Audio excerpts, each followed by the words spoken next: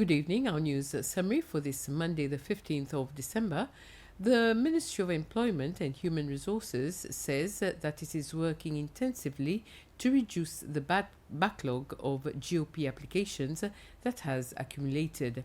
Speaking in a press conference this afternoon, the Minister for Employment and Human Resources, Edith Alexander, described the situation as alarming. At present, there are 457 agents who have submitted GOP applications for foreign workers, while approximately 12,313 contracts have yet to be certified. According to Minister Alexander, these figures are accurate as of the 25th of October this year. It is in the light of this situation that the Minister has indicated the need to create a task force. And a big component of that, it comes to the GOP application. That is where you have individual or employers requesting to employ on non-Seychellois. And there are procedures to abide, to follow when to recruit a non-Seychellois. As at 31st October 2025, we have 457 applications. And for the contract attestations, because once the approval has been conveyed by the ministry, so they go to the immigration where they issue the GOP, and once the employee is in the country, they need to have their contract attested. So this is where now the backlog is with the ministry, and been brought to my attention, we have 12,313 applications. So now the ministry, we're focusing on clearing the backlog. So what we've done, so we had meeting with the staff. So we had some staff who will be working, who are willing to work after working hours. That is, like we say, overtime. They'll be doing overtime. And we also have introduced a task force. And so far, the PS has briefed me that we've managed to clear 136 applications. So in a way, it is in a good note. And for the attestation of contract, it will be the same procedure. So we're going to have some staff that will be working overtime, and also we're going to have a legal practitioner, private lawyers who will be willing to help us to clear the backlog. The Minister for Transport, Ports and Civil Aviation, Véronique Laporte, says that she is satisfied with the work and some progress that the Airport Authority is making. This was during her visit to the airport today, precisely the sections that the authority occupies. She met with the SAA management team and also went around to see the workers and the workplace. Minister Laporte confirms that there will need to be an airport project, but that it still needs some discussions with the SAA team. At first I met with the board and management, of course, and we had a very good meeting. In fact, a presentation a little bit about, especially in terms of the revenue generation, in terms of the costing. Of course, the main capital investment will be the airport development. President Patrick Herminy has agreed that there must be a biodiversity assessment before there is any construction done on Assumption. This is after a discussion that he had with Friends of Aldabra in a meeting at State House this afternoon, to discuss the future of Assumption and Aldabra. Friends of Aldabra representative Victoria Dutil says that after conversations with other partners, they have discovered that it is important that there is a biodiversity assessment before there is any construction on Assumption. This will ensure that there will be no damage to the biodiversity of the island. We've spoken to local scientists for about a week. We've spoken to international scientists, and we've gone over what the international global standard is for biodiversity assessments in key areas like Assumption because of its proximity to Aldabra. And the answer is overwhelmingly the same, that a biodiversity assessment has to be done without any construction happening in conjunction or on the side.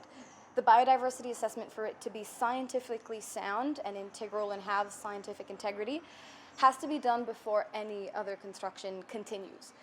So much harm has already been done to the biodiversity of Assumption Island, and this is our last opportunity to get a proper scientific time point of all of the species and the diversity that are on assumption before more harm is done. So this is what we talked about with the president today, and he has committed to having a full biodiversity assessment done before any construction continues.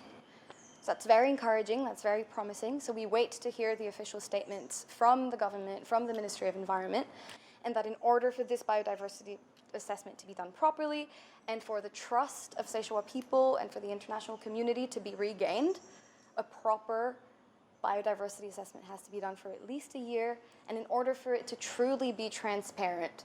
So Friends of Aldabra will just keep listening to all of the decisions that are being made. We're going to keep engaging with stakeholders. We're going to keep speaking to local and international scientists to try and find the best solutions and the best way to move forward for Assumption.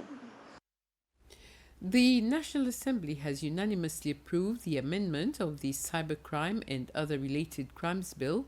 The motion was tabled by Vice President Sébastien Pillet. Seychelles already had an existing cybercrime and other related crimes law, which was approved by the National Assembly in November 2021. Vice President Pillet said that the amended law will allow Seychelles to deal with a wider range of cybercrimes, including child pornography. It will also bring Seychelles more up to date with international laws regarding cybercrime and other related crimes, in particular with the Budapest Convention, and will also allow such crimes to be dealt with in any jurisdiction where they are committed across the world. The law will be implemented by the police. The Seychelles National Youth Assembly, SNYA, has held its final sitting for the year.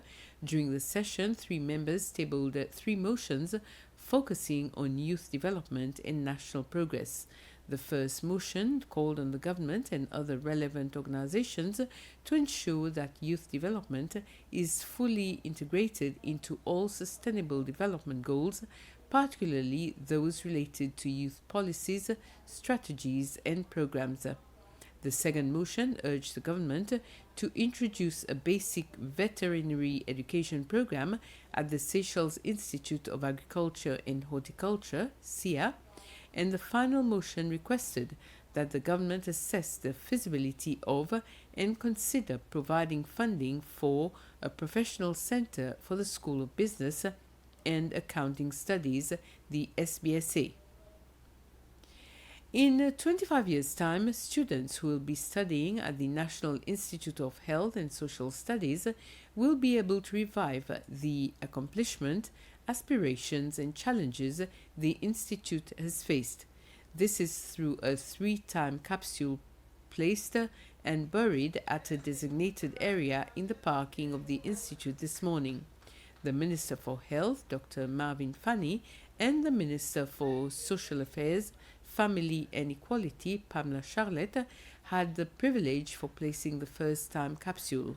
The burial of the time capsule coincides with the 75th year since the building, which firstly provided education for nurses, is in existence. The time capsule will be opened in 2050. The director for the National Institute of Health and Social Studies highlighted that the time capsule will witness the evolution of the National Institute of Health and Social Studies. These capsules will hold the memories of our past, meaning our achievements, our aspirations, and the spirit of NIHSS in 2025. They will offer a window into the past for future generations, preserving our stories, our vision, and our legacy. We hope that in 25 years, the time capsules will reveal how we have grown, how we have overcome challenges, and how the dreams of today's staff, students, and partners continue to shape the future. They will carry not only documents and memorabilia, but also messages and reflections from our community, our staff, learners, graduates, and partners. In short, these capsules will serve as a bridge between generations, honoring our past, capturing our present, and inspiring the future. And with this, we come to the end of this news summary. Next on SBC, a program on ICD.